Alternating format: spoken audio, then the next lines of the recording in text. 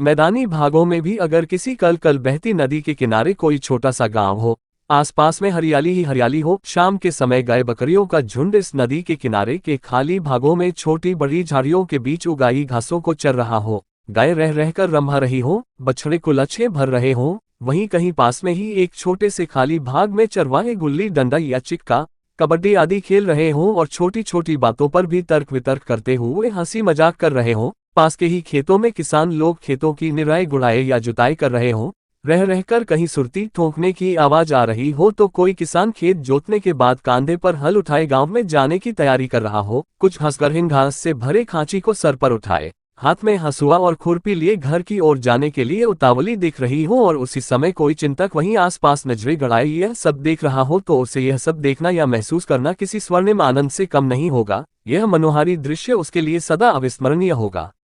जब आप सरवरिया क्षेत्र में पूरब की ओर बढ़ेंगे तो नदी के खलार में आपको एक बभनवली नाम का गांव मिलेगा। इस गांव में 7 टोले हैं।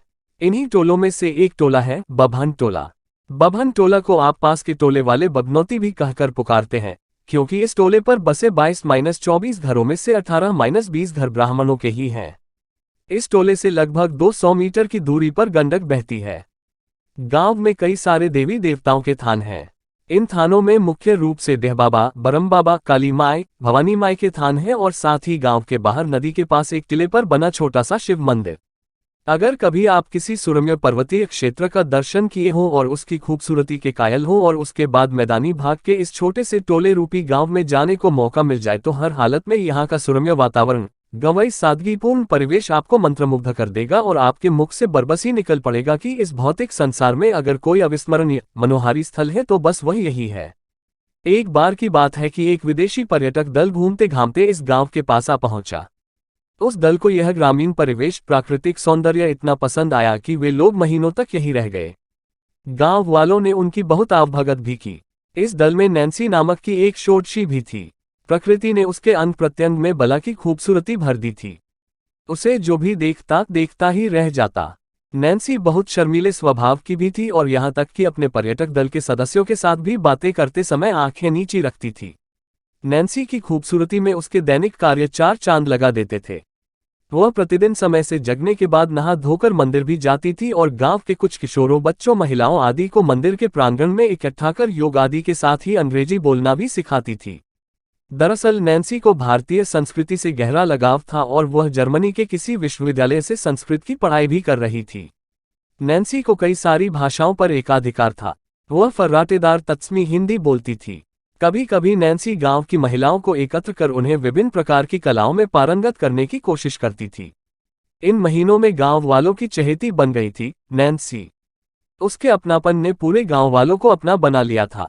रमेसर काका तो गांव वालों के सामने उसकी भूरी भूरी प्रशंसा करते थे और सीना तान कर कहते थे कि अगर नैन्सी के माता पिता हाँ करेंगे तो वे अपने बेटे सूरज का बियाह नैन्सी से करना पसंद करेंगे, भले ही इसके लिए उनका अपना समाज साथ न दे। गांव में आने के बाद अगर नैन्सी ने सबसे अधिक समय किसी के साथ बिताया था तो वह था सूरज। नैन्सी कभी कभी सूरज के साथ खेतों की तरफ भी निकल जाया करती और उसके साथ मेड़ पर बैठकर गन्ना खाती, बहुत सारा बतियाती और हिरनी की तरह कुलाछे भरती गांव में आ जाया करती। कभी कभी जब सूरज गाय बैलों को नहलाने के लिए नदी पर जाता तो नैन्सी भी उसके साथ जाती और मवेशियों को नहलाने में उसकी मदद करती।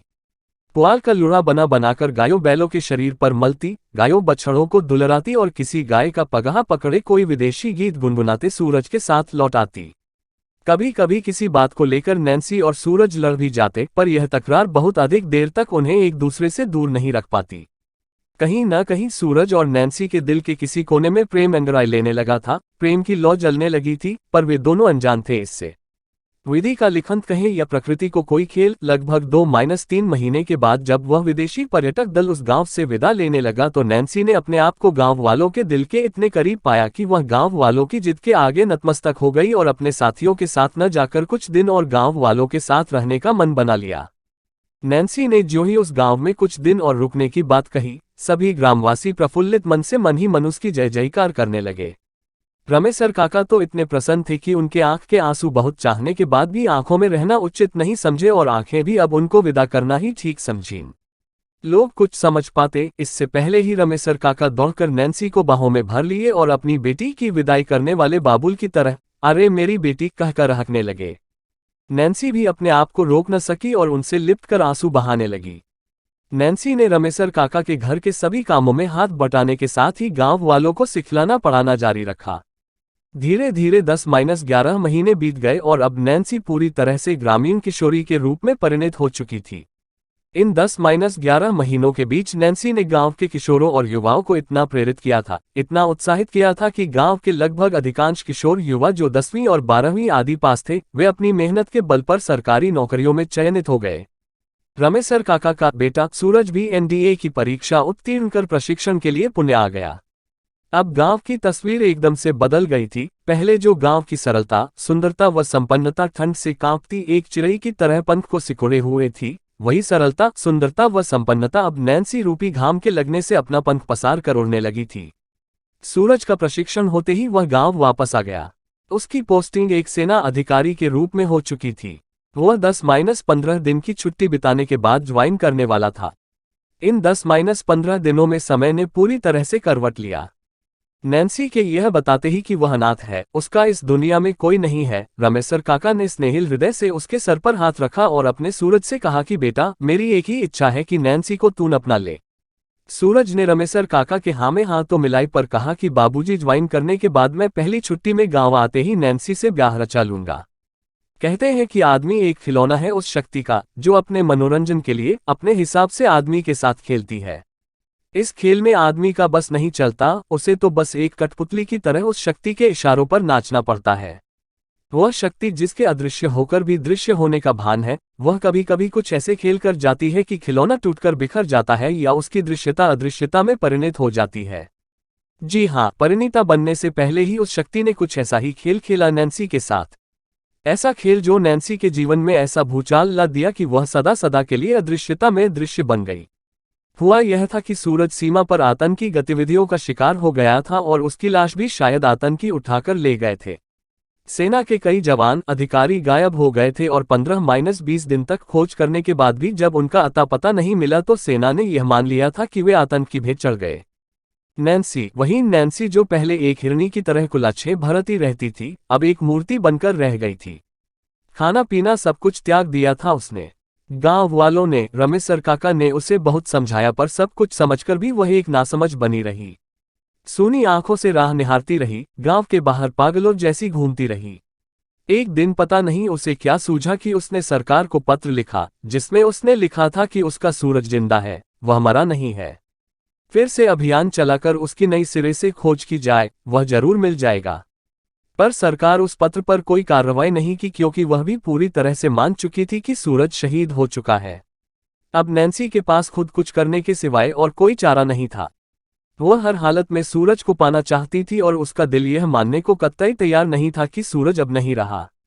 क्योंकि वह एक दिन रमेसर काका से भी कह रही थी कि काका, अगर सूरज नहीं रहा तो मुझे इसका एहसास क्यों नहीं हुआ। काका, हम दो जिस्म पर एक जान है, अगर उसे कुछ हुआ होता तो मुझे जरूर पता चलता। पर सात्विक, समर्पित प्रेम को समझना सबके बस की बात नहीं होती।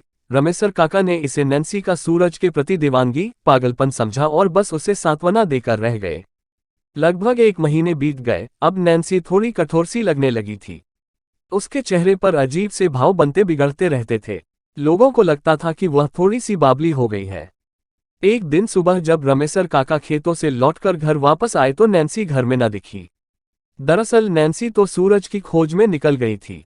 नैन्सी के जाने के लगभग 14-15 दिनों के बाद एक ऐसी घटना घटी जो रमेसर काका और गांव वालों के लिए बहुत ही हृदय विदारक थी। इस घटना ने पूरे गांव को स्तब्ध तो कर दिया था, पर पूरे गांव वाले क्या, जो भी इस घटना को सुनता, नैन्सी के कारनामे के आगे नतमस्तक हो जाता। दरअसल नैन्सी एक सैनिक के भेष में भारतीय सैनिकों की आंख से बचते हुए वहां पहुंच गई थी जहां से सूरज गायब हुआ था। उस जगह पर पहुंचकर नैन्सी ने गोली चलाते हुए दुश्मन सेना के खेमे में भूचाल ही नहीं लाया था, अपितु कितनों को मार गिराया था और भारतीय सेना कुछ समझ पाती इससे पहले ही दुश्मन सेना की एक गोली ने उसकी लीला कर दी थी। फिर सेना के जवानों ने नैन्सी के शव को अपने कब्जे में लेकर कुछ कागजी कार्रवाई करने के बाद उसे ससम्मान रमेसर काका को सौंप दिए थे।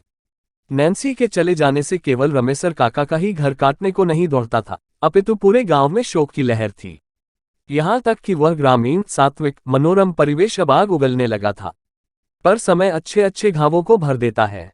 काफी समय बीत जाने के बाद गांव फिर से अपने पुराने धर्रे पर लौटने लगा था। लोग बीती बातों को याद कर अपनी आंखें तो गीली कर लेते थे, पर उसे एक बुरा स्वप्न मानकर भूल जाना चाहते थे। एक दिन सुबह सुबह रमेसर काका खेतों से लौटकर आए तो क्या देखते हैं कि घर में किसी के पायल की आवाज सुनाई दे रही है।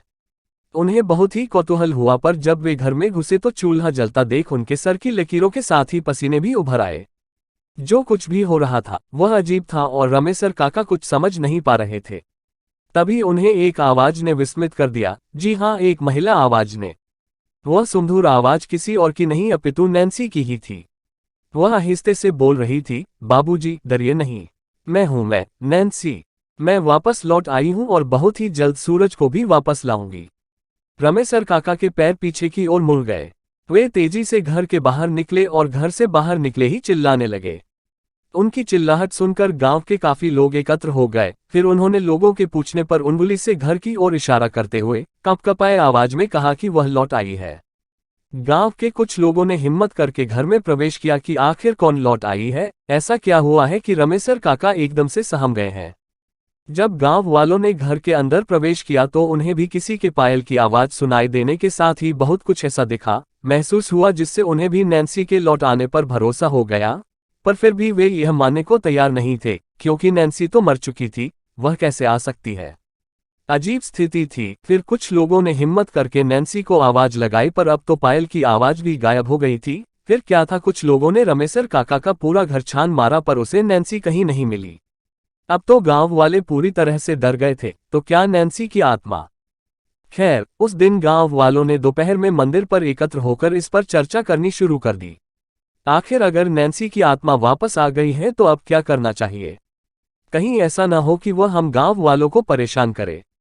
गांव के बड़ बुजुर्ग अभी यही सोच रहे थे कि तभी एक हल्की सी आंधी उठी। कोई कुछ समझ पाता इससे पहले ही मंदिर का बड़ा घंटा अपने आप बजने लगा। सब लोग सहम कर बैठ गए, किसी को कुछ भी समझ में नहीं आ रहा था। तभी घंटे की आवाज धीमी होने लगी और एक अदृश्य महिला आवाज गूंजने लगी, हाँ, मैं नैन्सी हूँ नैन्सी, मैं वापस लौट आई हूँ और जब तक सूरज को लाकर रमेसर काका को सौंप नहीं देती मैं यहाँ से नहीं जाऊंगी। पर हाँ, मैं यह भी वादा करती हूँ कि मेरे कारण इस गांव के किसी का भी कोई बुरा नहीं होगा। मैं बहू हूँ इस गांव की और सदा अपने संबंध को निभाती रहूंगी। यह आवाज होते ही गांव वालों के पास अब कुछ कहने या सोचने के लिए कुछ भी तो नहीं बचा था। उन्हें अदृश्यता में दृश्यता का भान हो चुका था। सभी लोग अपने अपने घरों को जा चुके थे। दूसरे दिन से प्रतिदिन सुबह सुबह एक अदृश्य आत्मा गांव में घूम घूम कर लोगों को सजग करती नजर आने लगी। उसके होने का एहसास तो सबको हो रहा था, पर उसकी अदृश्यता एक अबूझ पहेली बनी हुई थी।